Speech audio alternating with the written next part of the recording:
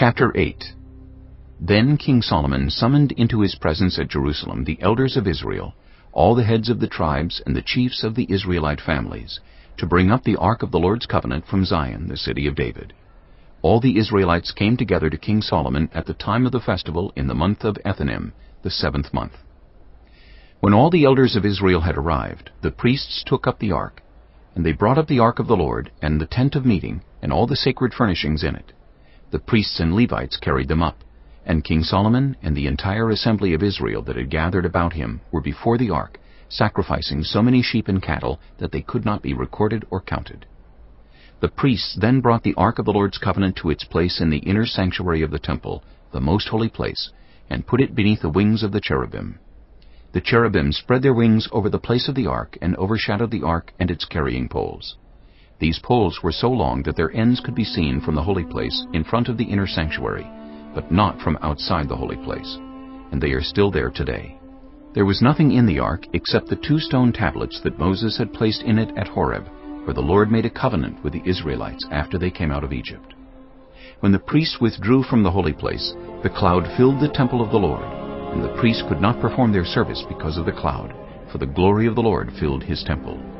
Then Solomon said, "The Lord has said that he would dwell in a dark cloud. I have indeed built a magnificent temple for you, a place for you to dwell forever." While the whole assembly of Israel was standing there, the king turned around and blessed them. Then he said, "Praise be to the Lord, the God of Israel, who with his own hand has fulfilled what he promised with his own mouth to my father David. For he said, 'Since the day I brought my people Israel out of Egypt, I have not chosen a city in any tribe of Israel to have a temple built, so that my name might be there. But I have chosen David to rule my people Israel.' My father David had it in his heart to build a temple for the name of the Lord, the God of Israel.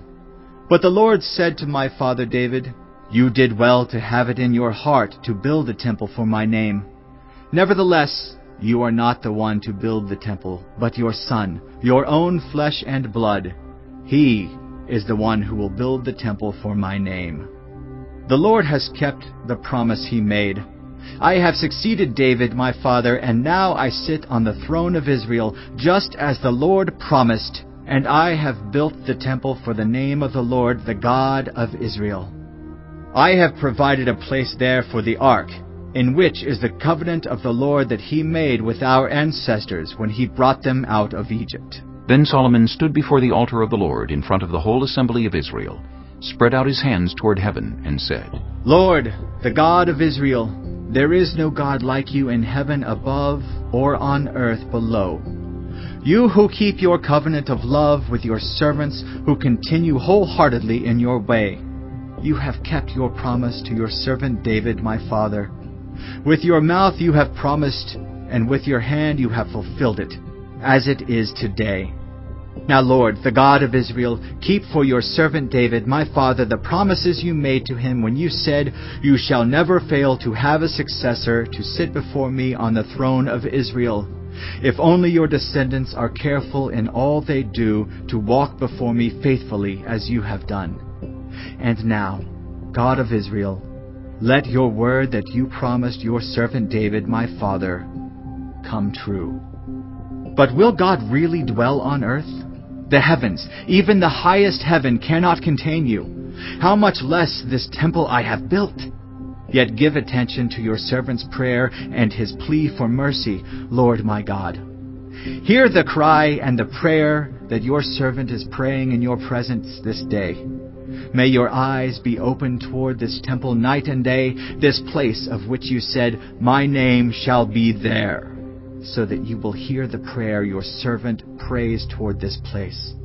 Hear the supplication of your servant and of your people Israel when they pray toward this place. Hear from heaven, your dwelling place, and when you hear, forgive. When anyone wrongs their neighbor and is required to take an oath, and they come and swear the oath before your altar in this temple, then hear from heaven and act. Judge between your servants, condemning the guilty by bringing down on their heads what they have done, and vindicating the innocent by treating them in accordance with their innocence. When your people Israel have been defeated by an enemy because they have sinned against you, and when they turn back to you and give praise to your name, praying and making supplication to you in this temple, then hear from heaven and forgive the sin of your people Israel, and bring them back to the land you gave to their ancestors.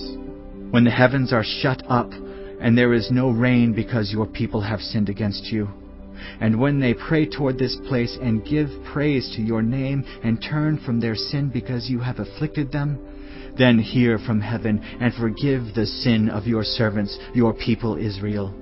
Teach them the right way to live, and send rain on the land you gave your people for an inheritance. When famine or plague comes to the land, or blight or mildew, locusts or grasshoppers, or when an enemy besieges them in any of their cities, whatever disaster or disease may come, and when a prayer or plea is made by anyone among your people Israel, being aware of the afflictions of their own hearts, and spreading out their hands toward this temple, then hear from heaven, your dwelling place. Forgive and act. Deal with everyone according to all they do, since you know their hearts, for you alone know every human heart, so that they will fear you all the time they live in the land you gave our ancestors. As for the foreigner who does not belong to your people Israel, but has come from a distant land because of your name, for they will hear of your great name and your mighty hand and your outstretched arm, when they come and pray toward this temple, then hear from heaven, your dwelling place. Do whatever the foreigner asks of you, so that all the peoples of the earth may know your name and fear you, as do your own people Israel, and may know that this house I have built bears your name.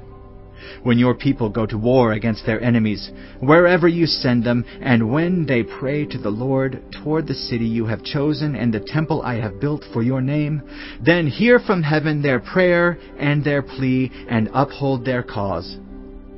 When they sin against you, for there is no one who does not sin, and you become angry with them, and give them over to their enemies, who take them captive to their own lands, far away or near, and if they have a change of heart in the land where they are held captive, and repent and plead with you in the land of their captors, and say, We have sinned, we have done wrong, we have acted wickedly, and if they turn back to you with all their heart and soul in the land of their enemies who took them captive, and pray to you toward the land you gave their ancestors, toward the city you have chosen and the temple I have built for your name, then from heaven, your dwelling place, hear their prayer and their plea, and uphold their cause, and forgive your people who have sinned against you.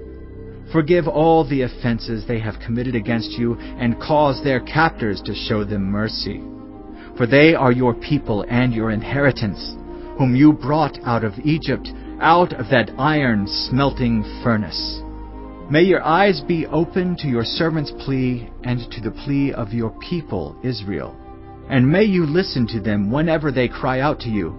For you singled them out from all the nations of the world to be your own inheritance, just as you declared through your servant Moses when you, sovereign Lord, brought our ancestors out of Egypt. When Solomon had finished all these prayers and supplications to the Lord, he rose.